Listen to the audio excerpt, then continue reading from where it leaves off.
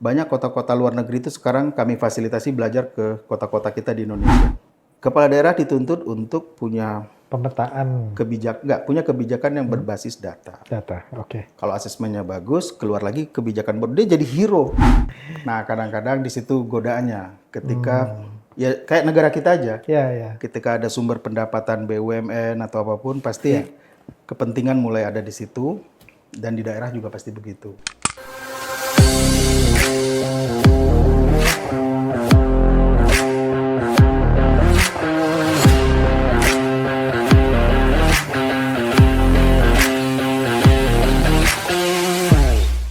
Hai Sobat Politician Academy, bertemu lagi dengan Bung Gas Chandra di The Politician, podcastnya Politician Academy. Kali ini dalam segmen The Politician, kita kedatangan tamu penting, sahabat saya, Bapak Alwis Rustam. Selamat pagi, siang, sore, malam Pak Alwis. Selamat sore. Makasih loh Mas Bunggas, sempat mampir ke Politician Academy. Siap, terima kasih sudah hadir. Hari ini kita berbicara dengan topik yang sedikit berbeda. Kita berbicara mengenai pemerintah daerah, karena Pak Alwis ini adalah seorang direktur eksekutif dari Asosiasi Pemerintah Kota seluruh Indonesia atau APEKSI. Beliau menjadi ketua APEKSI sejak 2021. Kalau ketua wali kota. Jadi direktur eksekutif sejak 2021. Merangkap sekretaris. Merangkap sekretaris. Jadi kita akan berbincang tentang ini. Tapi sebelum masuk pembicaraan dan diskusi tentang masalah pemerintah daerah, mungkin saya panggilnya siapa? Alwis saja. Mas Alwis. Bung Alwis. Ya. Kita berbicara dulu tentang bagaimana keterlibatan Mas Alwis, Bung Alwis sejak awal hingga masuk sebagai Direktur Eksekutif APEKSI. Karena saya nggak tahu apakah ini inline dengan pendidikan, bagaimana dulu kuliah di jurusan apa gitu ya, sehingga sekarang masuk ke masalah pemerintah daerah. Boleh cerita sedikit? Waduh, Bung ini Alwis. Panjang jadinya ya dari padahal kan mau diajak ngobrolin dinamika otonomi daerah dan fiskal ya. Betul. Tadi. Kalau background sebetulnya, kalau saya kan sempat ngambil international development sebelumnya. International development. Terus sempat juga di UI, walaupun tinggal 1 semester lagi. Paskanya waktu itu, saya akhirnya harus ke Australia waktu itu kan berangkat kuliah. Kalau S1-nya saya justru di Akidah Filsafat di UIN. Filsafat. Dulu masih IAIN dulu. Yes. Akidah Filsafat Suludin. Dan saya SD itu di Bukit Tinggi. Oke. Jadi dan saya merasa bersyukur ya, dan banyak anomali sebetulnya. Ibu seorang ASN, bapak juga ASN, yang membuat saya merasa anomali adalah walaupun gaji mereka pas-pasan, di rumah itu banyak banjir bacaan. Langganan Kompas, langganan majalah Bobo, majalah remaja Ananda, segala macam. Tabloid bola dulu ada tuh. Walaupun koran pagi dibaca siang gitu. Nah, anomali lagi ketika saya merantau, orang-orang semangat masuk SMP negeri, saya malah pengen masuk pesantren. Saya merantau ke Jakarta, 6 tahun di Darun Najah. Anomali lainnya adalah orang sibuk ingin berorganisasi apa, saya pilih pers jurnalistik. Mungkin karena SD tadi ya, banyak baca-bacaan gitu. Pers jurnalistik, ketua pers jurnalistik di pesantren. Kemudian orang pengen masuk negeri kemana, saya malah ngambil filsafat tadi. Walaupun S2-nya balik ke FISIP ya, tadi di UI gitu. Jadi, termuter di situ. Dan dunia international development dari USA, dari proyek-proyek sampai ke program World Bank segala macam, membawa saya ke dunia professional consultant. Ya, dan 2021 saya bergabung, diminta untuk membantu jadi direktur eksekutif di APEKSI. Baik. Asosiasi Pemerintah Kota seluruh Indonesia. Jadi udah berjalan sekitar 4 tahun. Hampir 5 tahun. Ya. Dulu sering mengikuti kegiatan APEKSI karena juga di tahun awal-awal 2000 2000-an, 2009 ke sana. Saya juga membuat aliansi, tapi itu bupati wali kota, nggak hanya Bupati, kota. ya. Kalau ini, Hanya kota. iya, dan kalau APESI kan berdasarkan undang-undang, sejak otonomi daerah itu, pemerintah daerah boleh membuat asosiasi pemerintah daerah. Ya. Jadi ini by the law, ada legal undang-undangnya. Kalau yang tadi kita bikin-bikin itu lebih ke voluntary kepala daerah untuk beraliansi. Ya. Jadi anggotanya ada 92. Betul. 93 kota seluruh Indonesia. 5 itu di DKI yang menjadi kota administratif. Ya. 93 otonom. Baik. Yang ada pilkadanya. Mas Alwis, ini kalau ditanya tentang tugas dari seorang direktur eksekutif APEXI secara umum gitu atau mungkin secara khusus apa konteksnya? Yang jelas kan kalau dia mendirect roll out day by day organisasi ini. Administratif. Ya, mengeksekusi kan Mengeksekusi, direktur eksekutif gitu kan. Ada dewan pengurus itu wali kota semua. Wali kota. Cuman direktur eksekutif itu dia ex officio merangkap sekretaris dewan pengurus. Jadi ada dewan pengurus yang bukan wali kota itu kebetulan direktur eksekutif. Oke. Nah, tugasnya itu tadi gimana menjalankan asosiasi ini supaya profesional untuk setidaknya ada 4 beban tugasnya itu.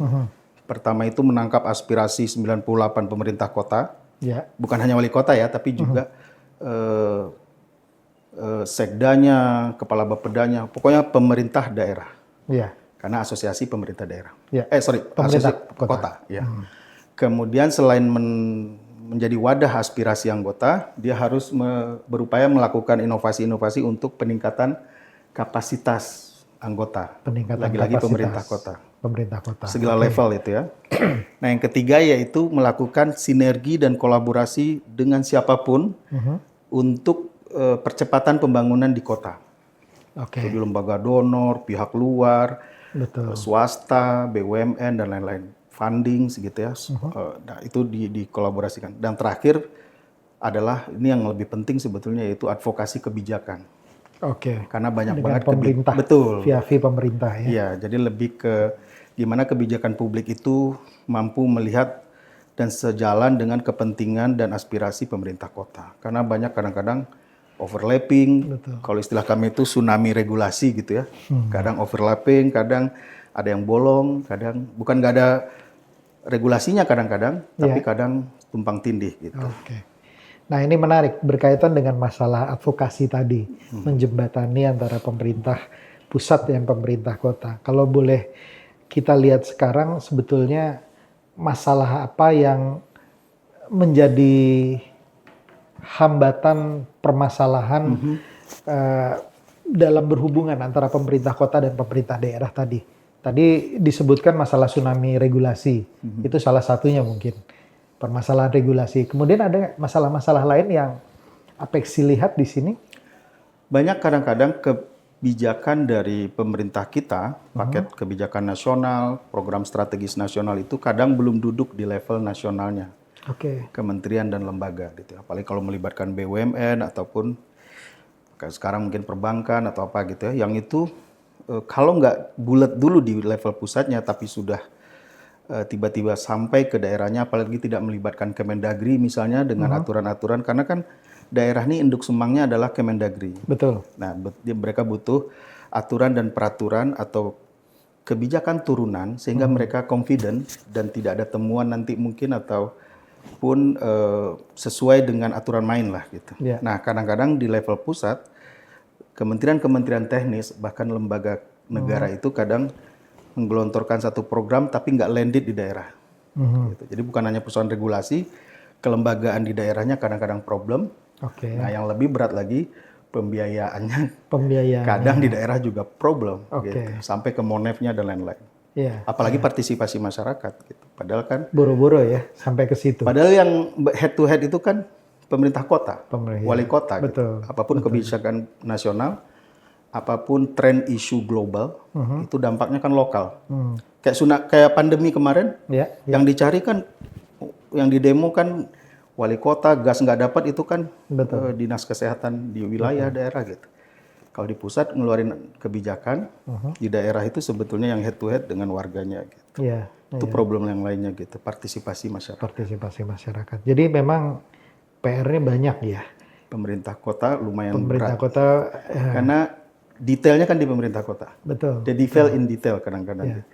Sebetulnya kalau kita bandingkan dengan kabupaten katakanlah gitu ya.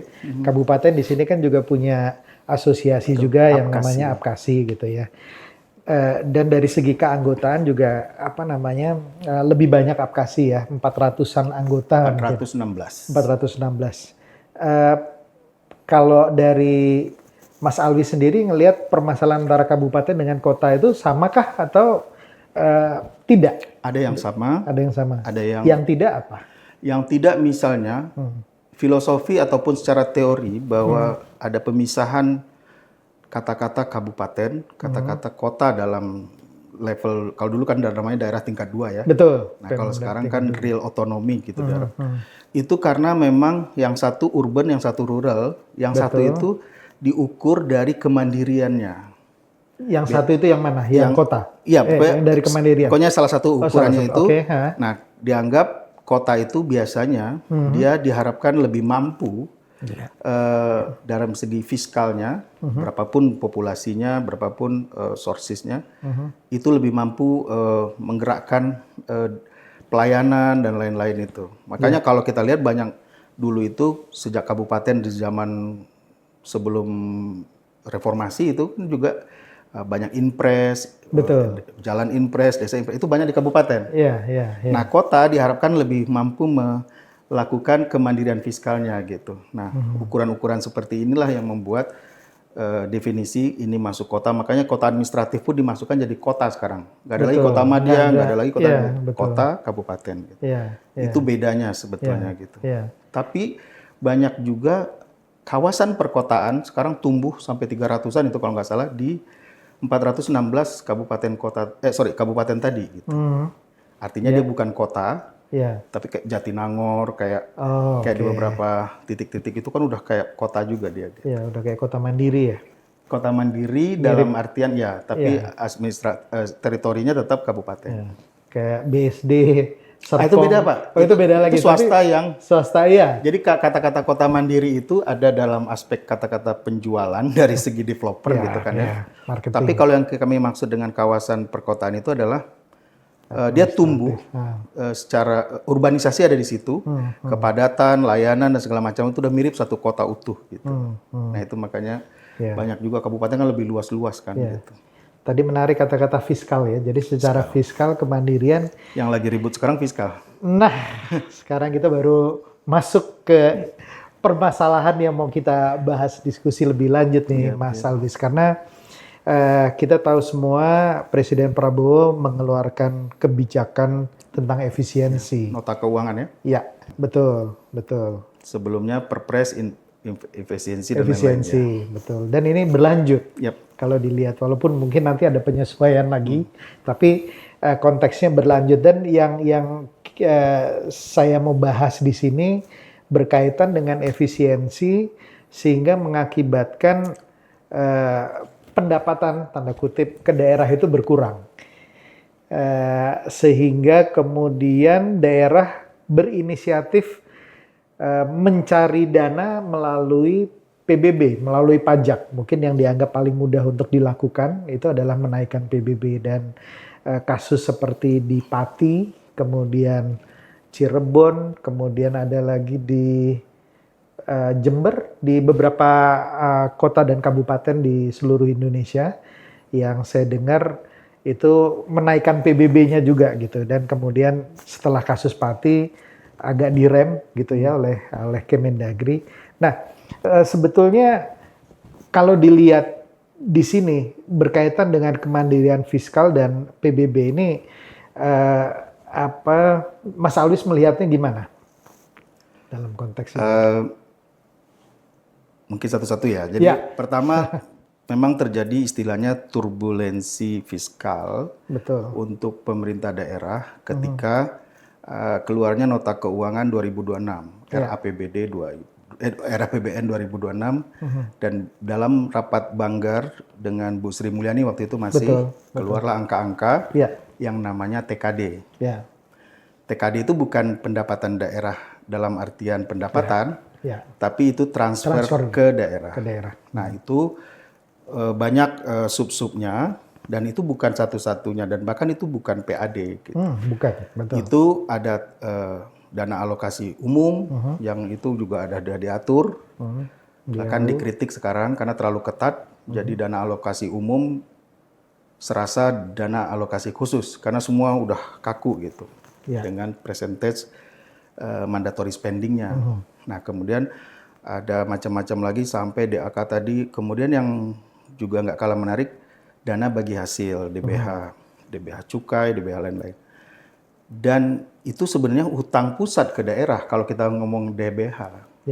Jadi harus hati-hati ngelihatnya gitu. Betul. Dan dilalanya itu yang kemudian dikurangi kemarin. Jadi TKD dengan segala DAU, DAK, DBH, apapun ya itu ya semua di-cut sekian triliun, sekian puluh triliun gitu. Nah, itulah yang membuat bagi sebagian besar daerah itu akan terjadi turbulensi. Karena ada beberapa sebab. Satu, dia masih tergantung kepada transfer dari pusat. Yang kedua, DBH itu sudah diprediksi dan dihitung dan kemudian mereka mengalokasikan kegiatan-kegiatan berdasarkan DBH yang diasumsikan di awal tahun. Jadi kalau ada telat bayar, ada kurang bayar dari pusat, itu turbulensi. Betul. Padahal tujuannya bagi hasil itu kan untuk keseimbangan fiskal. Kalau dikurangi sepihak tanpa kejelasan juga dan keadilan juga atau transparansi dalam pembagian bagi hasil itu juga membuat teman-teman di daerah berteriak. Kami di Apeksi itu dapat aspirasi dari wali kota nelpon kami, dari Sekda, kepala Bapeda, begitu efisiensi satu, kemudian dengan perpres itu, kemudian yang RAPBN 2026 ini, nota keuangan dan itu betul-betul hitung-hitungannya bagi kota-kota tertentu, bahkan dia ibu kota provinsi ya, wali kotanya sendiri nelpon saya itu tuh bisa, apalagi sekarang P3K sudah diangkat, itu bisa 60% hanya buat gaji, dan buat berapa lagi sisa untuk pembangunan gitu, yang itu pun DAK-nya sudah dia tidak masuk dalam list lagi, DAU-nya sudah mandatori, jadi terjadi defisit sebetulnya dalam pembangunan. Nah ketika itulah bergulir advokasi kebijakan ke pusat dari pemerintah daerah. Gitu. Nggak tahu nih dengan Menkyu yang baru, Pak Purba ini apakah itu direvisi atau tidak. Kami deg-degan day by day nih, hari ke hari, dan mungkin minggu ini akan ada pertemuan Dewan Pengurus Apeksi juga, konsolidasi untuk seluruh aspirasi itu kami petakan sudah, seluruh mana yang tsunami regulasi, mana yang overlapping, mana yang generalisasi kebijakan, mana yang tata kelola atau diimplementasi pembayaran yang mungkin kurang atau telat gitu ya, sampai ke secara substantif alokasi hitung-hitungannya itu sendiri. Apakah minimumnya berapa sih itu udah Kemendagri kalau nggak salah juga sudah hitung. Kalaupun harus dikurangi, rasionalnya berapa supaya jangan sampai di daerah itu mandek, gitu. Nggak ada pembangunan, nggak ada perbaikan dan lain-lain, apa boro-boro gitu ya. Tapi kan ada yang namanya dalam fiskal itu kontribusi dari pendapatan asli daerah. Itu yang tadi masuk ke situ yang tadi Mas Bonggas cerita, ya. Pajaknya ya. Nggak hanya pajak sebetulnya, PAD itu ada pajak retribusi, ada pengelolaan aset, ada support dari BUMD, kemudian bahkan BLUD di beberapa kota kecil itu juga memberikan pendapatan asli daerah. Jadi kami itu di Apeksi, Mas Bonggas, hampir selesai nih studinya, melakukan yang namanya pembelajaran praktek baik untuk peningkatan pendapatan asli daerah. Yang menariknya adalah, satu memang ada top 10 atau top 5 begitu ya, kota-kota yang memang mandiri. Kita punya 11 kota yang sebenarnya dari 90 tadi ya, 93 lah, itu gitu ya. Di 11 itu dia mandiri, fiskalnya kuat, artinya dia agile, gesit gitu. Ya. Yang kedua ada yang dia mungkin nggak tinggi-tinggi amat sampai triliunan-triliunan di atas 4 triliun atau berapa, tapi dia mampu lompatannya itu tinggi. Oke. Jadi kenaikan PAD yang dasar. Dari berbagai macam sumber tadi ya. Ya. Kemudian ada juga yang karena ada yang namanya konsistensi. Jadi tidak fluktuatif begini-begini. Oke. Tapi dia mampu PAD itu terjaga terus naik. Oke. Karena ada juga yang naiknya tinggi, rupiahnya triliunan, tapi kadang Kemudian sempat turun. turun. Nah, itu juga pembelajaran lainnya. Gitu. Hmm. Ada lagi yang BUMD sehat, Oke. itu juga dapat berkontribusi ke PAD.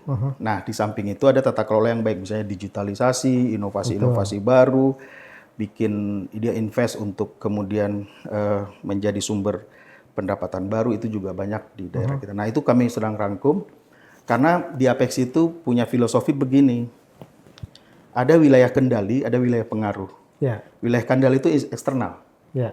Apa yang masih bisa dilakukan oleh pemerintah kota untuk apa yang masih tersisa masih kita bisa lakukan nih, energi, tenaga, aset segala macam. Ya. Walaupun kadang-kadang itu dipengaruhi juga mau nggak mau oleh intervensi regulasi-regulasi dari pusat. Ya. Yang kedua, ada yang namanya aspek eksternal. Jadi yang tadi itu lebih kendali, yang ini influence, mempengaruhi. Ini advokasi. Ya. Makanya ada undang-undang HKPD kan, Ya. hubungan keuangan pusat daerah. Kalau dulu namanya perimbangan keuangan pusat daerah, sekarang hubungan. Walaupun nggak semua hubungan berimbang ya. Jadi mungkin itu perubahan namanya gitu. Oke. Hubungan keuangan pusat daerah itu mengatur segala macam itu, termasuk tadi untuk upaya-upaya pembiayaan alternatif, creative funding namanya. Kemudian bagaimana juga mendorong pendapatan asli daerah melonjak gitu. Jadi tidak tergantung banget dengan transfer pusat, TKD tadi. Gitu. Betul. Yang TKD itu udah wilayah pengaruh, kita nggak punya kendali nih. Tapi yang wilayah kendali ini apalagi yang masih bisa kita lakukan. Makanya Apexi melakukan banyak hal, Mas Bonggas. Ya. Kita sekarang itu ada namanya internasionalisasi kota kita. Wah, keren. Jadi kami punya 98 Center of Excellence. Oke. Keunggulan 98 kota itu kita punya katalog. Oh ya. Banyak kota-kota luar negeri itu sekarang kami fasilitasi belajar ke kota-kota kita di Indonesia. Kemarin dari Maldives udah 2 batch, ke Denpasar gitu ya. Besok nih ke Malang, Surabaya. Ada juga kemarin di Filipina itu belajar toleransi itu ke Manado sama Singkawang. Ini datangkan penghasilan untuk Tentu kota-kota tersebut. buat kita berupaya bagaimana mereka melakukan, kan kalau 10 hari dia di situ, 12 hari, spendingnya ada di situ, terus dia bisa menceritakan, kan yang datang juga kadang wali kota, kadang pemerintah kotanya kan, bisa meningkatkan juga city branding di setiap itu. Nah yang kedua yaitu tadi kita membuat katalog city branding tadi, itu destinasi wisata, kuliner, tradisional, seni budaya, produk unggulan sama heritage ataupun apa namanya nih, cagar budaya. Cagar budaya. Itu juga city branding yang sedang dilakukan. Jadi udah ada katalog 2 itu dan kita juga melakukan upaya-upaya pembiayaan alternatif. Nah, dengan pinjaman daerah, KPBU dan lain-lain. Itu yang melakukan kotanya sendiri atau difasilitasi oleh Apexi bisa, atau jaminan? Kita random aja, bisa dua-duanya. Bisa kotanya udah mulai lirik-lirikan, kita memperlancar, membantu, atau kita mengundang langsung.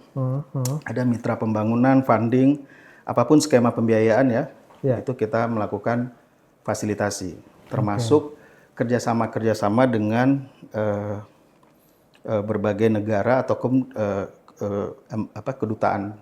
Oke, jadi negara-negara lainnya yang mau bekerja sama itu juga dipetakan kebutuhannya, di link and match dengan tadi yang kita miliki. Iya, kita punya apexi.id bilingual, karena itu juga menjadi rujukan teman-teman. Dan ke depan, Mas Bonggas, kita tuh mau melakukan upaya-upaya kerjasama dengan seluruh KBRI, KJRI, PTRI sedunia. Kemenlu nih. Betul. Jadi seluruh katalog produk unggulan, Center of Excellence sampai city branding tadi masuk ke seluruh atasnya perdagangan, masuk seluruh KBRI kita, KJRI kita di dunia. Berbagai negara di dunia. Ini keren ya karena Mas Alwis berkaitan dengan masalah pembiayaan alternatif ya. Saya pikir ini kepala daerah perlu banyak kreativitas untuk bagaimana caranya mendapatkan pembiayaan alternatif, ya. Apalagi mungkin di sebagian besar anggota baik Apexi maupun Apkasi bermasalah dengan tadi masalah kemandirian fiskal tadi, bergantung banyak dari transfer pusat. Nah, berkaitan dengan tadi pembiayaan alternatif, kira-kira bentuknya apa saja yang selama ini sudah dilakukan mungkin untuk bisa memberikan gambaran kepada kepala daerah? Oke, kalau saya lebih suka menggunakan istilah pembiayaan inovatif. Pembiayaan inovatif. Karena kalau alternatif kesannya orang dikasih uang terus ada alternatif. Oh ya, oke. Padahal kalau ini soal skema ini, Ya, soal pola pembiayaan yang lebih inovatif. Pembiayaan kalau inovatif. di Bappenas sebutnya creative funding. Creative funding. Jadi Oke. pendanaan yang kreatif. Nah, skemanya itu ada beberapa. Kalau CSR mungkin itu Salah benar satunya. alternatif. Oh, Kan dia itu dari luar namanya kan. alternatif. Ya, Ya, mungkin ya. Begitu engagement sosial apa segala macam, ada alternatif pembiayaan ternyata dari partisipasi masyarakat, dari swasta, apa CSR lah dia kan. Oke. Dan itu banyak kota-kota kayak di Jogja itu mampu membiayai sekian kelurahan tertinggal, kelurahan yang tadinya agak kumuh atau apa ya, itu jadi bagus gara-gara pembiayaan skema ini. Itu bertahun-tahun mas, udah 7 tahun. CSR ya, saya dengar ya. CSR yang dia olah dengan baik. Dengan salah satu pihak swasta. Betul, transparansi, akuntabilitasnya jelas. Oke. Satu ya, itu yang paling inilah bagi kabupaten ataupun kota yang punya industri di situ apa itu biasa itu yang dan kalau nggak itu tantangannya cuma tata kelolanya yang benar itu dan Transparansi. dan konsistensi. Konsistensi. Karena harus bergulir harus apa gitu supaya tidak hanya sedekah atau kayak kedermawanan ya, generosity yang tapi lebih ke program development. Betul. Ada yang kedua namanya KPBU, kerjasama pemerintah dan badan usaha. Betul. Itu ada pola-pola pembiayaan yang nanti akhirnya itu kayak investasi bersama itu. Ya. Nah kalau ini nih ada beberapa contoh di Semarang, di ini itu untuk transportasi dan lain-lain. Itu biasanya untuk layanan publik yang bisa diinikan atau penerangan jalan, JPU apa gitu itu tuh ada beberapa contoh di Madiun, di Medan juga kemarin kalau nggak salah juga pakai skema KPBU untuk itu. Artinya kan gini mas, dia punya duit kayak kita aja, tapi kita butuh investor kan. Betul. Nah investor ini bekerja sama nanti kita bagi hasil. Jadi bukan menggelontorkan bulat-bulat 1 tahun dibeli cashnya gitu untuk tahun belanjanya atau modal gitu, tapi bisa dikerjasama ya. Ada lagi yang sifatnya pinjaman daerah. Pinjaman daerah. Pinjaman daerah ini sesuai regulasi tentu akan ada melibatkan proses-proses perencanaan yang lebih rigid ya, ada readiness kriterianya, sehingga ada daerah yang memang mampu. Ya kayak kita aja, bankable nggak kalau ngambil kredit. Betul. Ini daerah juga bisa. Nah biasanya dibantu oleh Kementerian Teknis untuk layanan apapun, mau rumah sakit, mau jalan, mau apa banyak layanan publik yang itu tuh PU mungkin Bappenas masuk Green Book dulu, Blue Book segala macam gitu prosesnya. Kemudian tergelontorkan itu biasanya juga menggunakan hutang negara yang kemudian digelontorkan menjadi pinjaman daerah. Jadi dijaminkan oleh ininya. Nah, yang selanjutnya juga ada sukuk atau pembiayaan syariah. Itu kayak ada rumah sakit di Aceh dan lain. Skema-skema seperti itu ada. Yang selanjutnya tadi udah semua kayaknya, tapi memang ada 5 atau 4, ada lain-lainnya lah ya, yang sifatnya itu bisa hibah, bisa apa gitu ya. Mungkin kayak dari pusat digelontorkan atau apa dari asing sekalipun, atau ada kerjasama tertentu, Twin City, apa segala macam ya, kerjasama yang itu tuh juga menjadi alternatif ketika hibahnya gede gitu ya, ratusan miliar dan lain-lain. Itu kayak ada beberapa sarana yang dilakukan itu. Nah jadi itu yang sekarang wilayah kendali kita nih yang mau kita gali banget.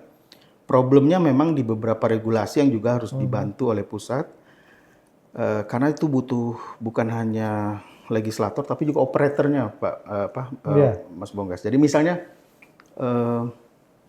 PDAM mau pinjem untuk sambungan rumah baru itu dia harus pinjam ke pemerintah ya. Pinjaman ini bisa dari berbagai iya bisa World Bank, ADB, bisa dari DFED, Australia segala macam ya. Kita lihat kan layanan dasar sewerage system misalnya, bukan hanya fisik rumah sakit atau jalan ya, tapi juga yang layanan dasar yang sifatnya air minum, saluran akses, Ya. sewerage gitu ya. Dan itu tuh menjadi pembiayaan yang terbukti daerah tuh mampu. Tapi harus ada operatornya. Operatornya. PDAM yang operator kan biasanya. Nah, kadang-kadang daerah itu problem ketika mau membuat BUMD itu nggak mudah juga, perumda itu gitu. Nah, itu kan butuh lagi-lagi pendampingan atau support dan kemudahan serta fasilitasi dari pemerintah pusat. Mungkin takut juga ya BUMD itu dianggap mungkin ATM-nya aja, bancakan mungkin apa gitu. Betul. Jadi ada proses. Tapi banyak daerah yang sebenarnya itu juga harus didampingi untuk udah layak kok gitu. Dan jangan salah juga Pak Bongkas, itu BLUD itu ada kok yang mampu memberikan PAD bagus. Oke. Badan Layanan Umum itu dia bukan BUMD, tapi retribusi ataupun apapun yang dia kelola itu mampu memberikan PAD bagus. Ya. Ada puskesmas mandiri yang bagus, yang tipe D ya, yang ada dia puskesmas tapi BLUD yang sudah bisa nginep gitu loh, ada penginapannya ada gitu. Itu bagus, sehat dia. Kadang-kadang dibanding BUMD jangan-jangan kontribusi PAD-nya pendapatan asli daerah itu lebih itu ada di dan itu di beberapa kota kecil biasanya. Dia repot membuat BUMD karena mungkin kita tahu tadi ya banyak tahapannya. Ketika UPTD atau BLUD-nya melakukan pelayanan, ada retribusi mungkin atau apa, dan tata kelolanya baik, ternyata berhasil memberikan kontribusi dalam pendapatan. Baik itu pariwisata, baik itu mungkin layanan kesehatan tadi, mungkin juga layanan pendidikan tertentu gitu ya. Layanan dasar lah. Layanan dasar, ya. Jadi sebetulnya apa ya, kepala daerah itu bisa mempunyai banyak banyak sources ya untuk pembiayaan. Betul. Yang ya saya nggak tahu. Teorinya gitu ya. Harusnya banyak opsi. Betul. Tapi selama ini hambatannya di mana? Berkaitan dengan tadi udah disebut beberapa ya. Makin kesini makin berat ya. Hambatan dan tantangannya apa ini? Yang namanya pendapatan itu kan pasti sweetener ya, manis. Betul. Ada gula di situ. Ya. Pasti ada semut menyamperi itu gitu. Nah kadang-kadang di situ godaannya ketika ya kayak negara kita aja. Ketika ada sumber pendapatan BUMN atau apapun pasti kepentingan mulai ada di situ dan di daerah juga pasti begitu. Jadi profesionalitas dalam pengelolaan untuk aset, untuk perumda, untuk pengelolaan apapun yang memberikan sumber-sumber pendapatan, itu tantangan utamanya adalah bagaimana dia dilakukan dengan maksimal secara akuntabilitas dan betul. Dan itu tuh jangan jadi wadah dari tim ses. Itu biasanya konsultan politik lebih paham yang mendampingi para Mas Bongkas lebih tahu itu. Tapi intinya memang kadang-kadang itu udah rahasia umum sih. Iya. Kadang kepala daerah pergi ke satu tujuan kunjungan gitu ya, membawa pimpinan suatu BUMD, padahal nggak ada hubungannya. Kadang nggak ada hubungannya. kita mikir kenapa. Dan nggak ada hasilnya juga. Bukan, maksudnya si Pak Dirut ini ikut gitu kan. Nah itu tuh kadang-kadang tujuannya kadang-kadang adalah menjadi servicing buat si pimpinan ini gitu. Nah, padahal itu mungkin anggaran perjalanannya sudah ada mungkin atau. Ya itu di samping ada praktek-praktek lainnya ya. Kita udah banyak lah di berita melihat dan selalu ada konflik kepentingan juga dalam memilih pimpinan perusahaan daerah itu. Iya. Jadi merit sistemnya, profesionalitasnya dan tata kelolanya tantangan sebetulnya. Kalau ditanya tantangan. Betul. Iya. Berkaitan tadi dengan masalah pajak ya. Kalau kita masuk tadi benar-benar kita agak terlewat masalah kasus itu. Nah, wajarnya gimana sih? Gini. Peningkatan pajak itu? Sebenarnya pajak itu harus naik. Harus naik? Ya, agak clickbait gitu. Jangan dipotong. Karena kalau nggak naik, nanti itu NJOP kan begitu-begitu aja. Ya. Bahkan nanti berdampak ke UMR loh. di daerah itu. Oke. Problem di kita itu adalah kebijakan itu lahir kadang-kadang tidak melalui proses yang benar. Oke. Partisipasi masyarakat, Betul. asesmen dan pemetaan yang benar. Ya, Begitu dikeluarkan secara normal aja, ya. itu tuh kalau tidak dengan proses yang baik, backfire. Apalagi dilawan gitu, ditantang gitu Iya, kan. iya, iya. Itu ular nyamperin pentungan itu namanya. Jadi jangan mengeluarkan kebijakan yang tidak berdasarkan data dan tidak melibatkan tidak melakukan partisipasi masyarakat untuk bagaimana kebijakan itu mau dieksekusi. Ya, Karena ada jalurnya itu. ya. Nah, sehingga kalau ada beberapa contoh ya, kenaikan pajak itu dia banyak cara. Kalau asesmennya bagus, Mas Bonggas, Ya. wali kota tetap mungkin bisa menaikkan pajak. Terjadi gejolak. Ya. Setelah proses tapi ya, tapi dia udah punya data mana yang masyarakat berpenghasilan rendah. Ada beberapa daerah itu kan guru kadang-kadang PBB-nya nggak naik. Oke. Ada daerah yang Custom ya, jadi iya, ada jadi penyesuaian tertentu. desil-desil kemiskinan segala itu Ya, dipakai datanya. Oke. Jadi ada Betul, diskresi sepakat, wali sepakat. kota Ya. untuk tidak menyamaratakan warganya. Ya, Tapi ya. jangan yang kaya bebas pajak gara-gara demo berhasil gitu ya. Tambah senang lah dia. Tapi yang sebaliknya ketika dia berhasil naik, kasihan masyarakat yang berpenghasilan rendah atau tidak mampu. Ya, Nah, ya. kepala daerah dituntut untuk punya Pemetaan punya kebijakan yang berbasis data. data. Oke. Kalau asesmennya bagus, keluar lagi kebijakan baru. Dia jadi hero. Heroik banget tuh kalau ini bebas, itu bebas, pinjol misalnya ya. Ya, ya, Itu ya. boleh, itu boleh. Itu tuh kan yang atau kebijakan-kebijakan yang paling gampang dilihat itu misalnya diputihkan deh pajak kendaraan bermotornya yang lalu-lalu, tapi yang besok harus bayar. Bondong-bondong orangnya kan banyak cara. Ya, Itu contoh aja yang paling mudah. ya. Tapi kalau PBB, P2 tadi itu seharusnya berdasarkan database, kemudian prosesnya harus partisipatif. Tahap-tahapannya benar gitu loh. ya. Kajiannya yang benar, Betul. ada proses-proses public consultation yang benar. Gitu. Ini yang sangat digarisbawahi, pentingnya membuat policy berbasis data. Betul. Kalau enggak nanti asumsi kan? Betul, asumsi. Asumsi. Dan di negara kita itu problemnya. Makanya Ya, selama big data belum ada, ya, selama pusat data daerah masih belum jelas wali datanya, ya, ya. jadi untuk sekarang ada data sen. Dulu itu untuk data kemiskinan aja. Beda-beda indikatornya. Iya, cari ke Bappenas dulu, cari ke itu.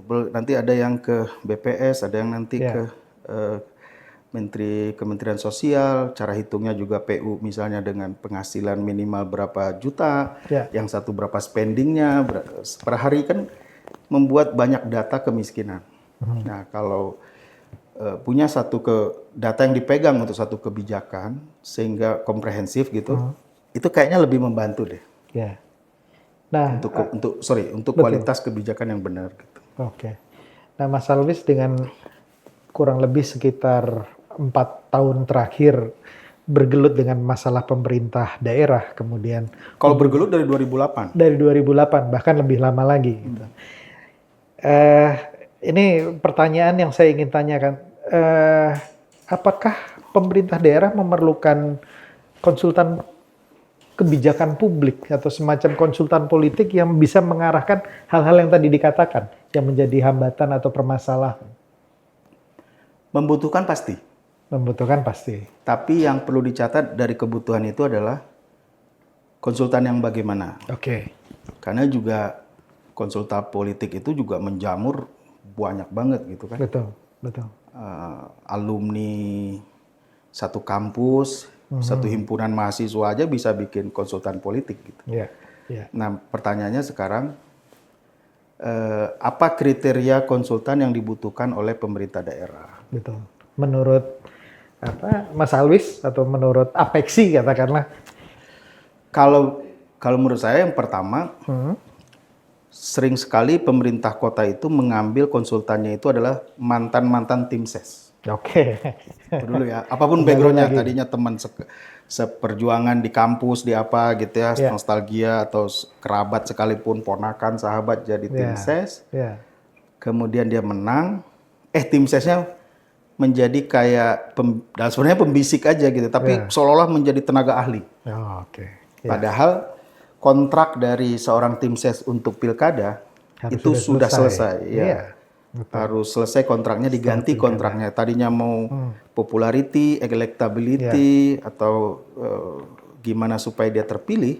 Sekarang justru gimana partisipasi naik, bagaimana agar program didukung, bagaimana kemudian engagement dari warga itu melonjak untuk apapun misi, janji ataupun program yang dia jalankan. Dan itu beda pendekatannya. Nggak bisa lagi sekedar efek wow gitu atau apapun lah yang sifatnya polesan gitu. Harus dan tidak bisa juga populisme approach gitu ya. Semata-mata. Iya, harus substantif. Terukur gitu. Dan orang melihatnya itu juga di ujung kok nanti gitu. Kalaupun pinter dia tim ses ini mempoles yang tadinya untuk menang, kemudian untuk tetap disukai segala macam.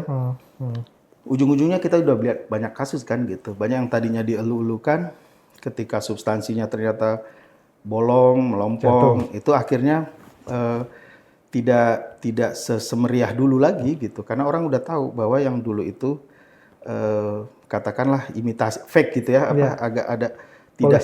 Iya, karena popularism approach. Gitu. Gak salah dengan popularism, tapi selama itu sesuai dengan kebutuhan yang ada.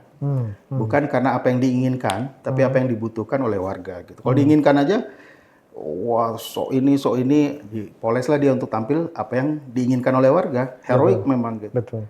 Tapi ketika dia sadar, oh ini kebutuhan kita sebenarnya ini gitu ya, itu di kota-kota, di kabupaten sekarang banyak kok fluktuatif tentang popularisme itu, apalagi sekarang mainnya algoritma untuk ukuran-ukuran kebenaran gitu ya.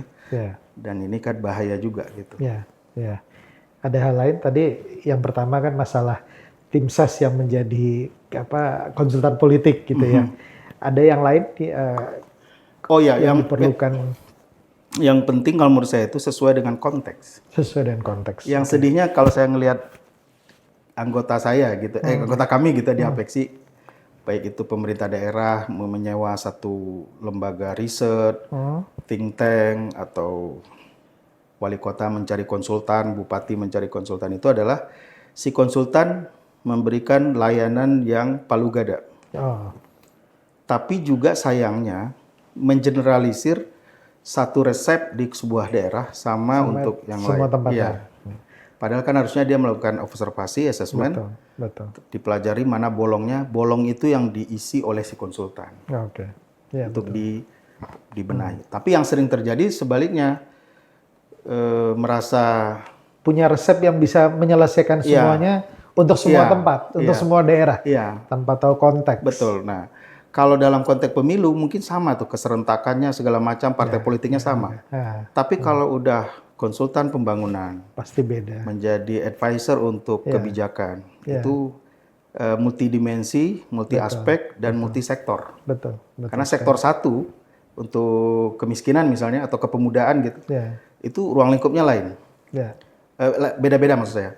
Untuk kemiskinan satu kota nggak bisa hanya sekedar menyediakan lapangan kerja.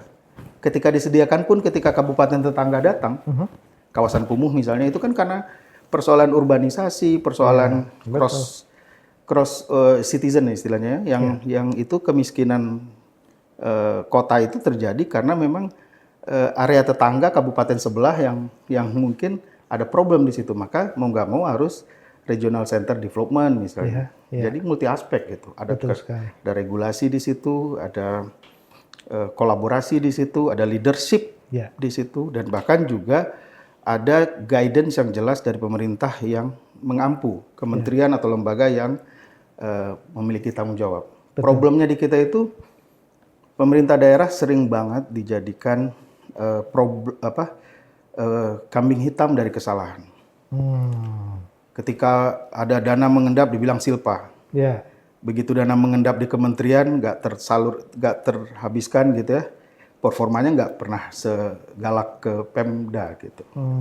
Atau sebaliknya, banyak memang kejadian-kejadian koruptif di daerah itu Ya. yang disorot. Kita sering lah melihat Pak Menteri, Bu Menteri sering mengomentari pemerintah daerah. Tapi gimana kalau kementerian lambat? Gimana kalau kementerian layanannya kepada daerah sendiri tidak perform gitu? Itu punishment-nya ya paling di medsos, di praktek korupsi paling kan. Tapi kelambatan dan segala macam, birokrasi segala macam itu bahkan ketidakjelasan kadang-kadang dengan banyaknya modifikasi kelembagaan di pusat. Sekarang itu kan di seremonialnya bagus, terjadi koordinasi wamen, staf ahli, menteri gitu ya, menko. Tapi di Praktik daerah operasional di lapangan, iya di daerahnya tetap bingung. Karena yang landed ke OPD dengan yang ke wali kota, dengan yang ke kepala Bapeda, itu tuh bisa menjadi tambahan-tambahan pekerjaan berat. Yang belum jelas regulasinya atau tata kelola kelembagaannya di daerah. Oke. Banyak lah, kalau itu bisa satu sini sendirilah, tata kelola soalnya. Iya. Nah, sekarang dengan mengetahui sedemikian rumit dan kompleksnya permasalahan pemerintah daerah, ini pertanyaan terakhir saya. Ya. Rumit itu bagus loh, kalau enggak politician ini enggak ada ini, politician akademi enggak ada. Iya. Di segala kesengkarutan itu ada peluang. Nah, itu pertanyaan saya. Apa pertanyaannya? Pertanyaan justru apakah masih melihat optimisme dan kemudian bagaimana mengisi optimisme itu dengan langkah-langkah nyata sebetulnya gitu untuk Mas Alwi sendiri sebagai Direktur Eksekutif Apexi. Kalau kita optimis itu katanya kan berarti tahu kita mempelajari sesuatu dan tahu apa yang harus dilakukan. Ya. Biasanya orang optimis begitu. Ya. Biasanya orang pesimis itu sudah sedikit informasi ataupun ilham ataupun ide untuk apa yang perlu dilakukan sehingga dia pesimis. Ya. Maka kalau ditanya optimisme kah atau tidak, saya optimis. Optimis. Yang kedua, gimana supaya lebih optimis? Kita harus membagi, Mas Bonggas. Gimana kita itu bisa menempatkan siapapun, baik pemerintah kota, baik pemerintah pusat, mana yang wilayah kendali, mana yang wilayah pengaruh tadi. Oke. Ya. Selama itu tercampur atau hanya mengharapkan hanya satu, misalnya tadi ya, saling menyalahkan nantinya. Turbulensi fiskal itu kalau hanya berharap dari eksternal bisa mengatasi persoalan kotanya, kayaknya sayang sekali. Kenapa nggak balance? Itu tetap kita advokasi, berteriak ke pemerintah pusat, berkoordinasi dengan baik, berkomunikasi dengan benar gitu ya, dengan pemerintah kementerian, Pak Menteri, kelembagaan dan lain-lain, bahkan provinsi gitu ya. Tapi di saat yang bersamaan, mana lagi yang tersisa yang memang belum kita kendalikan, yang padahal itu adalah wilayah kendali kita. Nah untuk itu jangan-jangan perlu bird view gitu ya, apa istilahnya helikopter view. Ya itu mungkin butuh konsultan, butuh akademisi, butuh lembaga-lembaga seperti yang Pak Bonggas dirikan, butuh kampus, butuh mahasiswa, butuh civil society, bahkan orang yang concern dengan isu-isu perkotaan, supaya yang tadi kita harapkan masih bisa dikendalikan atau diupayakan secara internal itu bisa maksimal. Baik. Mungkin luar itu. biasa. Luar Terima biasa. kasih. Sama-sama. Mas Alwis untuk waktunya. Agak grogi sebetulnya di Academy ini. Saya pikir saya nggak pernah podcast loh Mas. Oh gitu ya. Jadi baru kali ini nih. Ada beberapa tapi itu pertemanan aja. Iya. Dan saya menghindari talk show TV walaupun banyak yang meminta. Gitu apalagi isu-isu sekarang. Dengan alasan? Tentu lebih pas ketua kita. Wakil wali kota, ya kepala daerah dong. Iya. Kalau kita kan silent, shadow man, harus di belakang layar. Ini karena dipaksa Pak Bonggas saja nih. Dan kita kan ngobrol sifatnya kan bukan talk show. Dan dalam setiap podcast Politician Academy memang kita memberikan ide, kita memberikan satu solusi kalau boleh gitu ya, dalam konteks sekarang ini kepada pemerintah daerah supaya mereka bisa punya inisiatif dan tidak stuck dengan permasalahannya, dan diskusi dengan Mas Alwis kali ini mudah-mudahan bisa memberikan masukan, inisiatif, Amin. terobosan, kreativitas baru bagi kepala daerah Lebih di kontekstual. Indonesia, lebih kontekstual, sehingga permasalahan di daerah bisa teratasi, walaupun ini tidak akan pernah berhenti gitu ya, karena memang Kita harus naik terus. Ya. naik tingkat terus. Kita tidak boleh puas dengan yang itu saja. Terima kasih Pak Alwis untuk Terima kasih. waktunya. Semoga ke depan kita masih terus mendengarkan Siap. kiprah dari Oh. Mas Alwis dan Apeksi aja, apeksinya. apeksi. Kalau saya kan Dan cuman apeksinya salah untuk satu- terus makin besar dan kemudian menjadi lokomotif pertumbuhan nasional Yap, gitu ya. Baik, demikian Sobat Politician Academy, semoga bermanfaat dan salam kebangsaan.